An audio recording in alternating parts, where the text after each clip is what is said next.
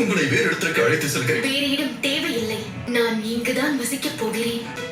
என்னுடைய இனியவரிடம் சென்று உங்கள் கடமையை நிறைவேற்றி விட்டேன் என்று சொல்லுங்கள். அப்படியே ஆகட்டும் அண்ணே. எனக்கு உத்தரவு கொடுங்கள். நான் எல்லோரிடமும் விடைபெற்று செல்ல வேண்டும். இல்லை சீதா, நான் கொடுத்த வாக்கை காக்க நீ வேள்வியில் அமரப் போகிறாய். இங்கு நடப்பது நம் இருவருக்கு மட்டும்தான் தெரிய வேண்டும். வனவாசத்திற்கு செல்லும் முடிவு உன்னுடையது என்று எவருக்கும் தெரியக்கூடாது. இந்த உலகத்தில் உள்ள ஒவ்வொருவரும் என்னை மட்டுமே குறி சொல்ல வேண்டும். இன்றிலிருந்து ஒரு நிமிடம் கூட மகிழ்ச்சியின் உணர்வு எனக்குள் உண்டாகாது. எனக்கு அனுமதி கொடுத்து விட்டு செல்ல வேண்டும். எனக்கு வாக்கு கொடு. என் நம்பிக்கை என்றும் உறுதியானது. உண்மை என்றாவது ஒரு நாள் வெளிப்படும். விதி நம் இருவரையும் நிச்சயம் ஒன்று சேர்த்து.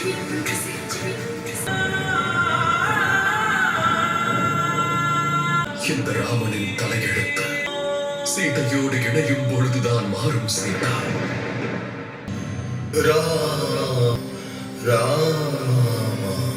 என் பெருமானே, நீங்கள் வணங்கும் என்னுடைய பிரபு ராமரை இந்த துயரத்தில் இருந்து விடுபட வழிகாட்டுங்கள். என்னுடைய அனைத்து புண்ணியத்தையும் எடுத்துக் கொள்ளுங்கள். என்னுடைய பிரபுவிற்கு இருக்கும் வலியை நீக்கிவிடுங்கள். அண்ணனுக்கு ஏதாவது செய்தி உள்ளதா? நான் எத்தனை பிறவி எடுத்தாலும் அவரே எனக்கு கணவராக வேண்டும். நாங்கள் இருவரும் வாழும் அந்த வாழ்வில் பிரிவின் கொடுமையையும் இல்லை துக்கத்தையும் அனுபவிக்க கூடாது. மீண்டும் ஒரு பிறவி இருந்தால் அந்த பிறவியில் நான் உங்கள் மைத்துனனாக அல்ல, உங்களுக்கு மகனாகவே பிறக்க ஆசைப்படுகிறேன்.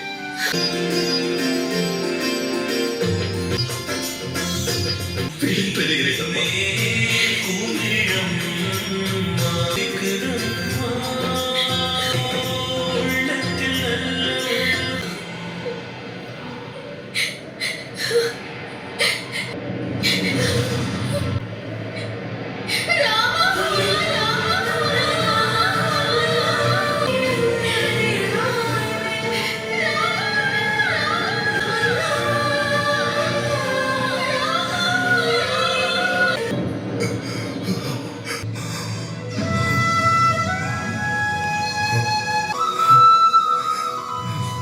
எந்த இதயத்தில் என் தாய் சீதையும் என் பிரபுவும் ஒன்றாக இருக்கிறார்களோ அங்கிருந்து வழியும் ரத்தம் என் தாய் மற்றும் என் பிரபுவிற்கு ஏற்பட்டிருக்கும் வலியின் அடையாளம்.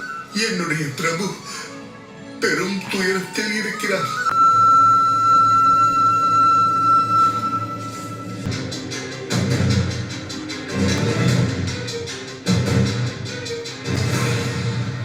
அயோத்தி வாழ் மக்களான உங்கள் எல்லோரையும் நாளை பொழுது விடுத்ததும் அரசவைக்கு வருமாறு மன்னர் அவர்கள் உத்தரவிட்டிருக்கிறார். நாட்டில் எல்லோரும் பேசும் விஷயம் இதுதான்.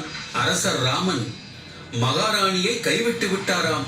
நான் சொல்கிறேனே, மன்னர் ஒரு நாளும் மகாராணியாருக்கு துரோகம் செய்ய மாட்டார். மகாராஜாவின் மகள் எப்படிப்பட்டவர்கள் என்று என்னை கேட்டால் அவர்கள் நிரபராதி. ராமர் மட்டும் அவர் இந்த உலகிற்கே வழிகாட்டியாக இருந்திருக்கிறார். மக்களின் பேச்சை கேட்டு என்னுடைய பிரபுவை என்னால் சந்தேகிக்க இயலாது.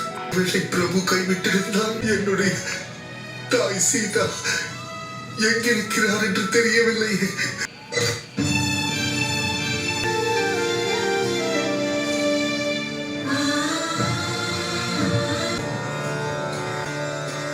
படுக்கையில் கசப்பான வேப்பிலையா?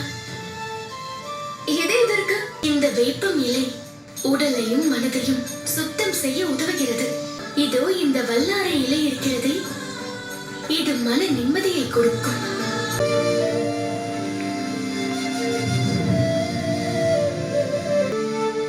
மன்னர் ஜனகனின் மகளான சீதை அஸ்வினி குமாரர்களை வேண்டி கேட்டுக்கொள்கிறேன். இன்று வரை அறமுடையவளாக வாழ்ந்தது சத்தியம் என்றால் என்னவரின் உடலுக்கும் அவருடைய உள்ளத்திற்கும் ஆரோக்கியத்தை கொடுங்கள். அனுதினமும் நிம்மதியான உறக்கத்தை அளித்திடுங்கள்.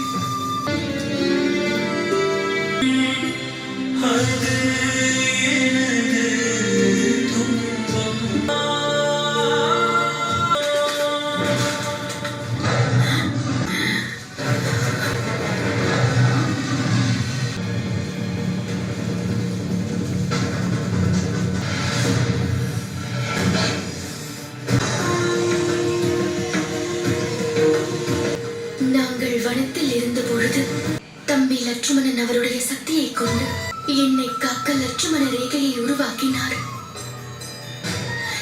இன்று இந்த சீதை தன் ராமனை மனதில் நினைத்துக் கொண்டு இந்த கோட்டை கிழிக்க வைக்கிறாள்.